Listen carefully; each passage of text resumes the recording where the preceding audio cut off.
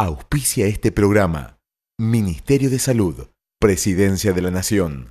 ¿Qué tal? ¿Cómo le va? Qué alegría estar iniciando esta tercera temporada de este programa que queremos tanto, que trabajamos con tanta pasión para cada semana entregarle entonces el consejo de profesionales fantásticos con una Fundación Favaloro que realmente es increíble mostrar todo lo que se trabaja, se investiga, se crea permanentemente, siempre pensando en el bien de la comunidad. Así que estamos muy felices de estar por esta señal, por América 24, y tenemos nueva presentación, como acaba de ver, y siempre hay un tema rector que va por el programa sobrevolando. En este caso será la salud de la mujer. Y lo vamos a mirar desde distintos lugares. Vamos a mirar temas de estrés, por supuesto, el tema ginecológico. Habrá una sección que se llamará de niña a mujer, que es muy interesante también. Y por supuesto con el aporte de todos los profesionales que siempre nos acompañan. Así que sin más, les digo que vamos la cámara conmigo, porque ya estamos entonces con nuestro primer doctor. ¿Cómo va? Muy bien. ¿Qué tal? Bueno, estás iniciando, José, esta nueva temporada, ¿eh? Es verdad, sí. Por algo será que es un psiquiatra el que comienza. Te necesitamos entonces. El doctor José Bonete está con nosotros. Él es coordinador de maestría de una palabra larguísima, que es psicoinmunoendocrinología de la Universidad Favaloro. Y vamos a hablar de nosotras desde las mujeres. Digamos, ¿es diferente el estrés que tenemos nosotras las mujeres al de los hombres o es más o menos parecido? Es diferente. En algunas cosas es diferente y en algunas cosas se asemejan. Sí. Fundamentalmente lo que veíamos, si lo vemos desde el punto de vista del cerebro, indudablemente hay una diferencia fundamental, es que el cerebro de las mujeres tiene una diferencia con el de los hombres, que es que cicla por mes, digamos, todos los meses, hay un ciclado, sí, que eso hace una diferencia grande en la conformación y en la función del cerebro, ¿no? Sí. Segundo, estamos hablando del ciclo menstrual. Del ciclo menstrual, claro, pero el ciclo menstrual se acompaña de cambios cíclicos en ciertas zonas del cerebro, como también el hipotálamo y otros lugares, ¿no? Por otro lado, también es verdad que el cerebro es un órgano plástico, es decir, que se va conformando, ¿no es cierto?, a la medida que pasa el tiempo, entre lo biológico y lo social, ¿no es cierto? Y en ese sentido sí es diferente, porque las mujeres y los hombres tenemos, digamos, objetivos muchas veces que diferentes. Por suerte somos distintos, sí, claro, ¿no? Que sí. Ahora, ¿hay una edad donde estamos con más estrés? Hay edades, hay diferentes formas y cosas que nos preocupan a diferentes edades. Por ejemplo, nosotros hace unos años hicimos un trabajo con David Fusaro, precisamente, que es uno de los médicos directores del... Y evaluamos la ansiedad en las mujeres que iban a hacer una consulta con el ginecólogo, ¿no? Y evaluamos un dato que es muy importante que se llama preocupaciones. Es un indicador de ansiedad y de estrés. Sí. Y nosotros en ese estudio vimos que las mujeres que estaban más preocupadas eran las que estaban entre los 40 y los 50 años. Sí. Después de los 50 años y a los 60 bajaba el nivel de preocupación. De preocupación, sí. Perfecto. Ahora, qué tranquilizador es saber que todo lo que uno va sintiendo tiene una explicación y tiene una ayuda. Exactamente. Eso es muy importante, ¿no? Sí, sí. No es que atravesarlo sola. No, yo creo que eso es... este tema de salud de la mujer es muy importante, porque ustedes saben que, como seguramente después van a decir, el ginecólogo es el médico de cabecera de las mujeres. Claro. O sea que poder hablar con el ginecólogo, hacer la consulta y contar las preocupaciones y los miedos, abre la puerta para después poder tener toda otra serie de herramientas que pueden ayudar en este tema. Muchas gracias. Gracias, Tete. Bueno, nos vamos ahora a presentar, no podía faltar en este primer programa de este nuevo ciclo, el doctor Gerardo Bosovich. Vamos entonces a escuchar su palabra.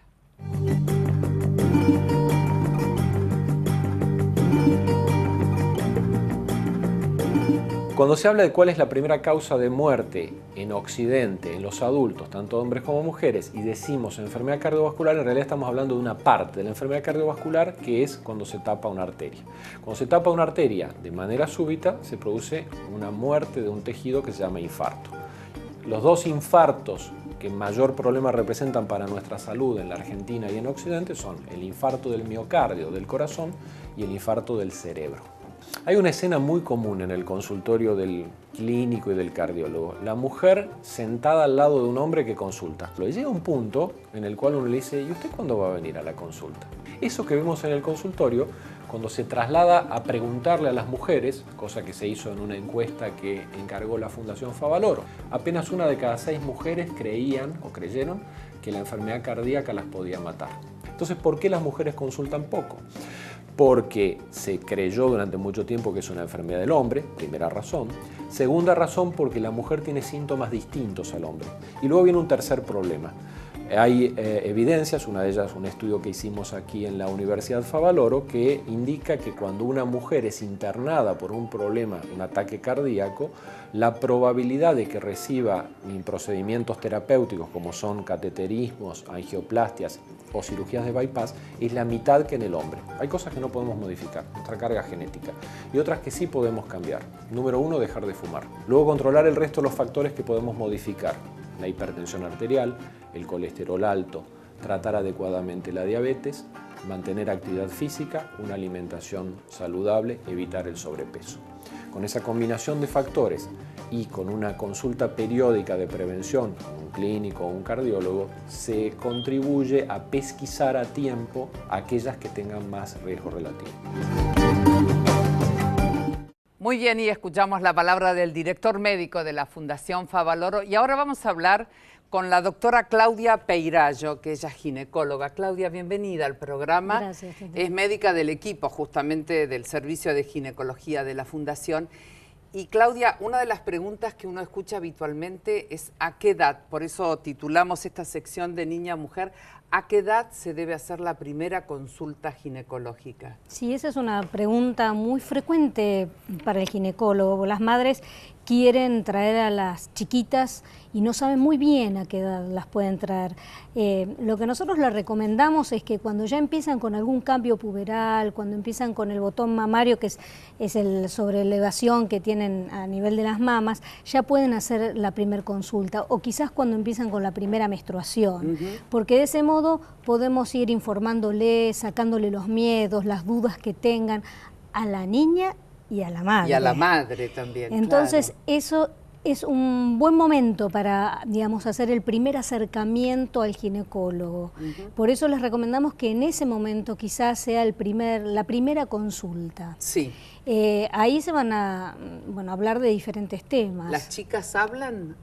Las chicas depende de la persona. ¿Preguntan? A veces hablan, a veces no. A veces dicen, uno se dirige siempre a la jovencita, a ver, sí. ¿Por qué viniste? Y dicen, a mí me trajo mi mamá. Claro, ¿y es conveniente que la madre esté?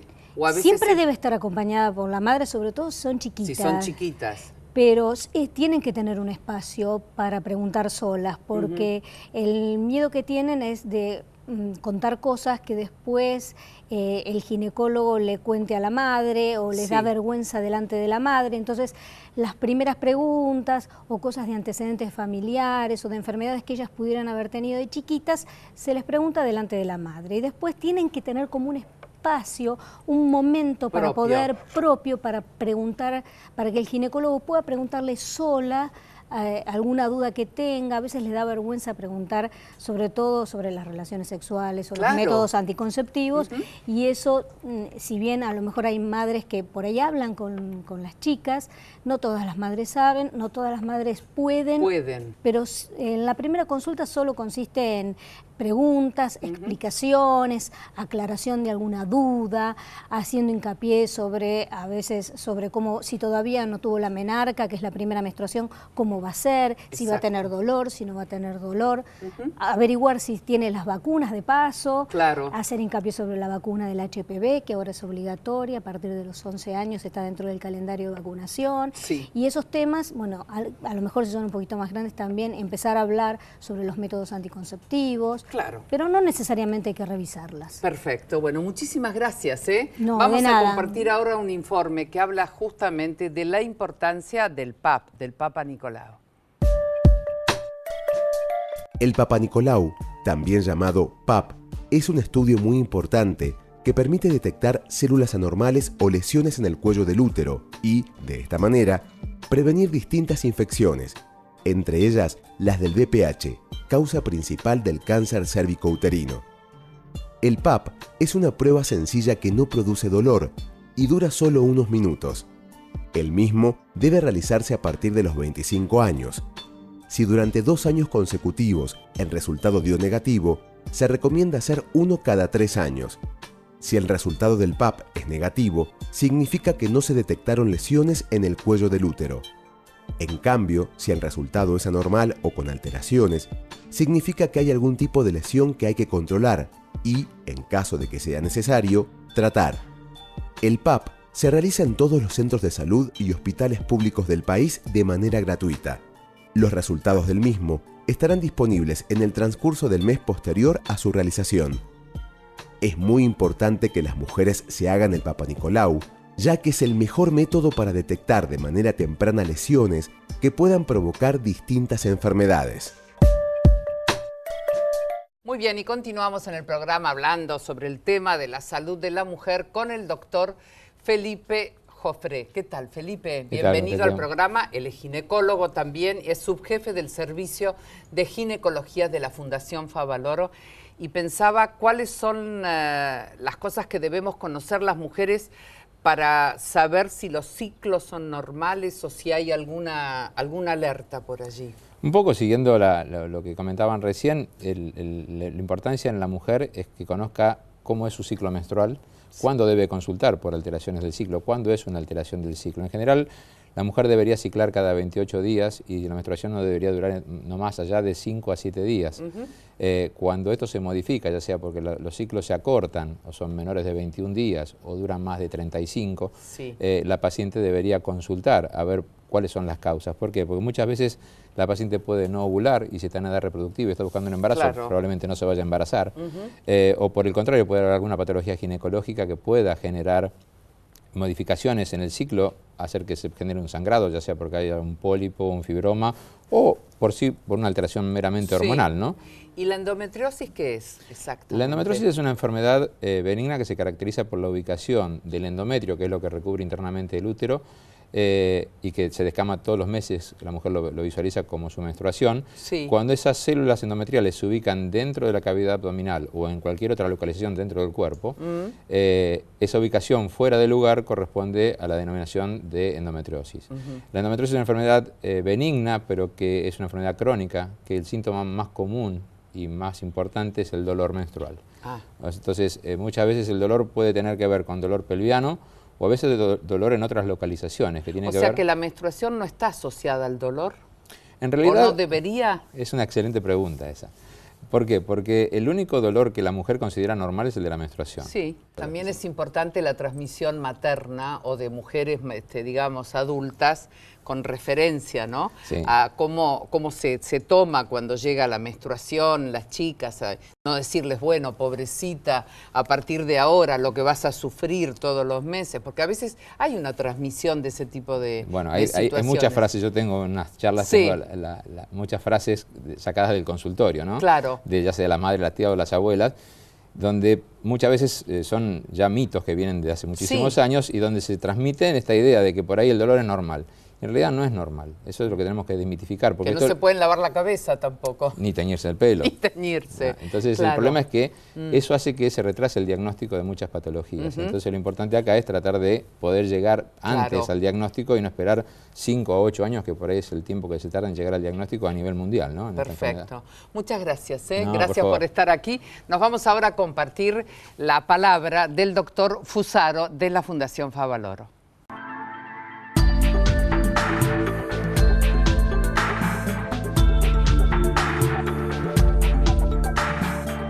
Hay una gran diferencia entre ginecología y medicina para la mujer. La ginecología abarca aspectos puramente genitales y mamarios de la mujer. Nosotros preferimos hablar de medicina para la mujer, con este concepto de que el ginecólogo es el médico de cabecera de la mujer. Y esto hace que nosotros hoy tengamos una gran responsabilidad en el hecho de cuidar en general a la mujer Y también, por supuesto, el hecho de ser el médico ginecólogo de cabecera hace que nosotros, los ginecólogos, nos hayamos tenido que capacitar en temas distintos a nuestra especialidad. Hay algunos estudios de controles ginecológicos que son aplicables a toda mujer. Por ejemplo, el Papa Nicolau, la colposcopía, el examen ginecológico, por supuesto, el examen mamario y la entrevista ginecológica. Esto lo podemos hacer en todas las etapas de la vida de la mujer una vez que la mujer comenzó sus relaciones sexuales.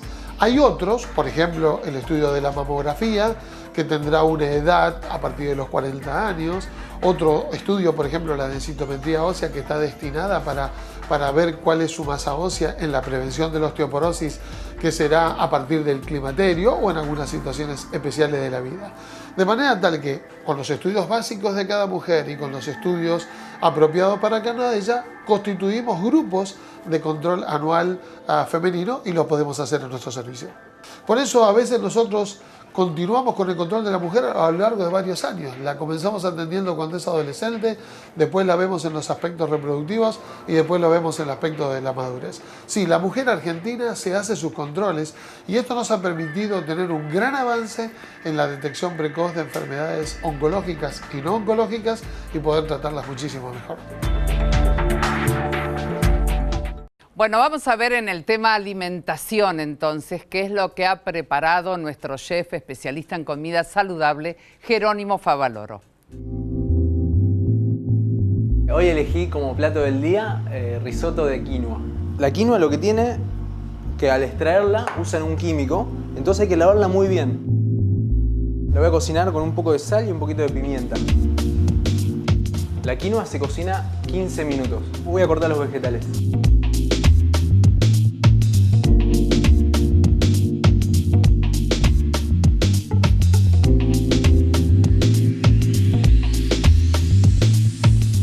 La quinoa empieza a tomar el color transparente. Te vas a dar cuenta cuando queda un puntito blanco adentro, le faltarán 2 minutos 3.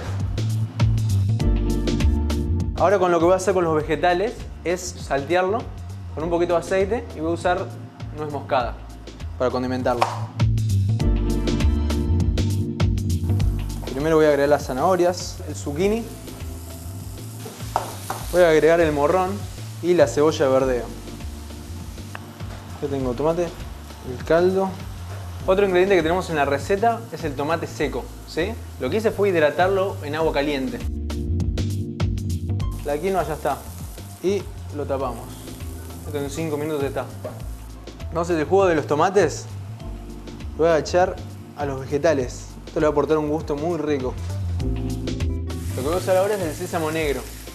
Es una semilla que tiene muy buena cantidad de calcio, ¿sí? Y el sésamo integral.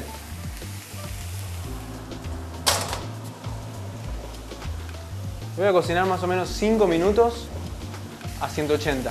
Entonces, lo que voy a hacer, voy a picar los tomates. Agrego el tomate seco. Y voy a agregarle caldito. Es un caldo bajo en sodio. Le voy a agregar los vegetales para terminar la cocción todo junto. Las semillas ya están tostadas y ahora lo que voy a hacer es, la voy a moler. Para el risotto le voy a agregar la ricota. Esto está listo. Le agrego el condimento, lo último, aparte de que le voy a poner menos sal a toda la preparación. Espero que les haya gustado la receta. Nos vemos en la próxima. Muy buena la receta. Vamos a presentar ahora a la licenciada Gabriela Firpo, nutricionista de la Fundación Favaloro. Gabriela, bienvenida. Gracias. Y preguntarte, tema osteoporosis, está muy ligado, sabemos que hay una alimentación que es adecuada. ¿Qué es lo que debemos hacer? Exacto. La osteoporosis es una enfermedad que tiene mucha relación tanto con lo alimentario como con factores del estilo de vida de la persona.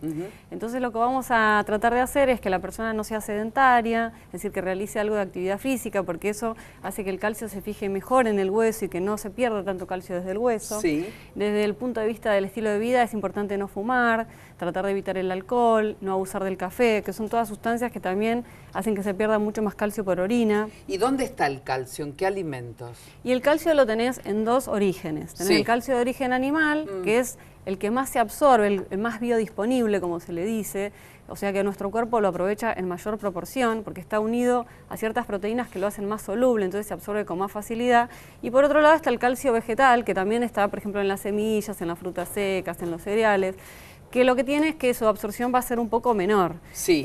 porque justamente los compuestos en los que se encuentra son insolubles. O sea que hay que comer más cantidad o qué. Y habría que comer un poco más, si es de calcio vegetal, habría que comer más cantidad, tratar de evitar justamente las sustancias que impiden su absorción, por ejemplo, no tomar infusiones después de las comidas, todo eso, las fibras, todo eso va... No tomar infusiones, que es lo que todo el mundo hace. Claro, Todo después el de mundo toma comer... un tecito, un cafecito después de comer. Eso impide Y la eso absorción del impide la calcio y del fijación hierro, del- sí. del calcio Hace que se y del absorba hierro. menos todavía. Ajá. El calcio y el hierro se ven afectados. Claro. Y por ciertos ácidos que están en los alimentos, como de la espinaca, de la remolacha, es decir, ciertos ácidos como los oxalatos Sí. y los fitatos impiden la absorción también de ese calcio. ¿Y en frutas, el arándano dicen que es bueno o no es? Las frutas no es tanto lo que No es aportan de tanto, calcio. claro. Lo que sí es, por ahí, combinar vegetales y frutas va a tener una mejor absorción también de ciertos nutrientes. Bueno, gracias, buenos consejos, muchísimas gracias, Gabriela. Nos vamos ahora a un buen consejo también del Ministerio de Salud.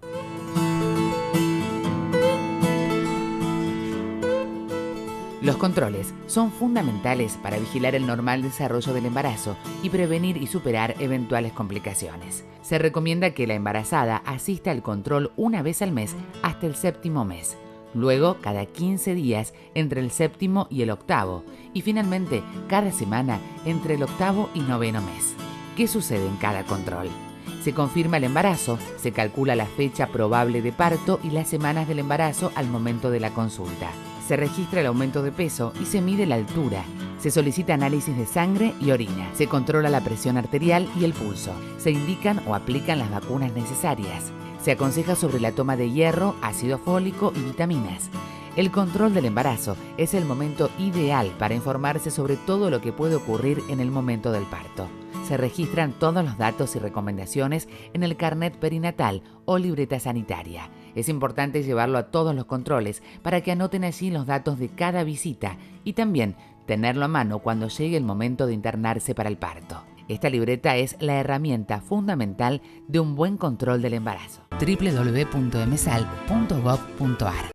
Y felices porque estamos otra temporada con el doctor Daniel López Rossetti. Daniel, ¿cómo te va? Tete, ¿cómo estás? Bien. Bueno, siempre con elementos. Yo veo hoy cuando entré al estudio, Sí. ¿te gusta cuando traigo cosas? A mí me encanta, me divierte porque él empieza a llegar y empieza a traer cosas. Cosas. Y yo digo, ¿de qué va a hablar? ¿De qué va a hablar? Hay un cerebro allí, una cerradura, una llave. Una llave. Sí. Vamos a hablar de adicciones. Ajá.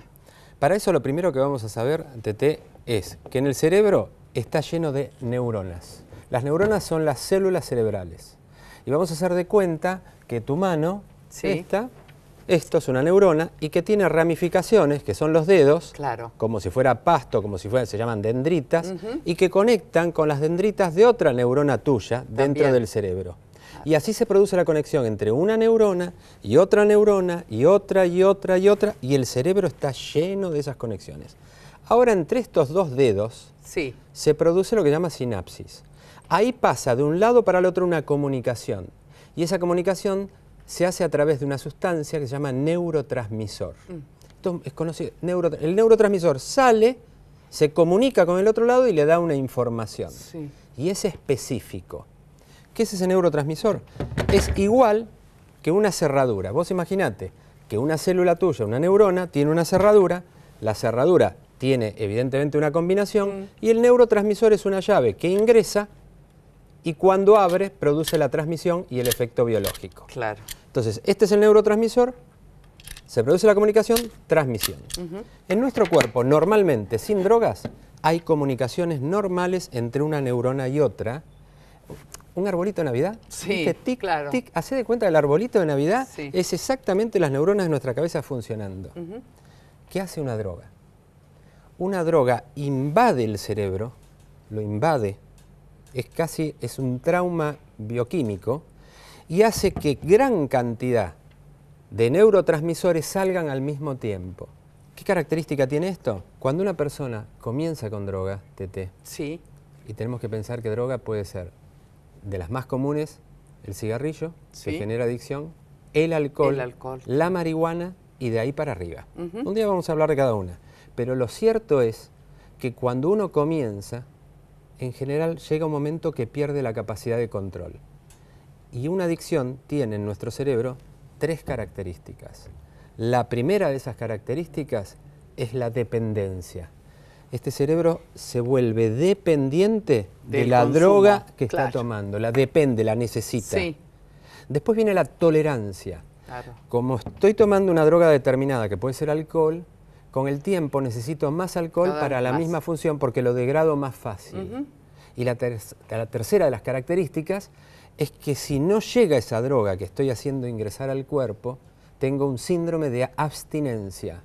Me falta esa droga, falta el exceso de neurotransmisor y la persona tiene alucinaciones, tiene terrores nocturnos, palpitaciones, miedo, sudoración, taquicardia, hipertensión, náuseas, vómitos, 1000 cosas que hacen mal. Esas son las 3 características. Gracias, Daniel. Me voy a despedir ya. Bueno, a todos ustedes muchísimas gracias, por supuesto, por acompañarnos. Estamos muy felices de haber comenzado nuestra tercera temporada del programa. Agradecimientos a Roberto Giordano, a Momi Living, S Catering, al Bícolo y también esa cocina donde Jerónimo desarrolló todo su arte. Está proporcionada por Fab Developers. Así que muchísimas gracias. Nos reencontramos la semana que viene y comenzamos, como todos los años, ese diálogo fluido a través de todo lo que ustedes quieren saber y todo lo que nosotros le podemos brindar. Muchísimas gracias. Chao. Auspició este programa Ministerio de Salud, Presidencia de la Nación.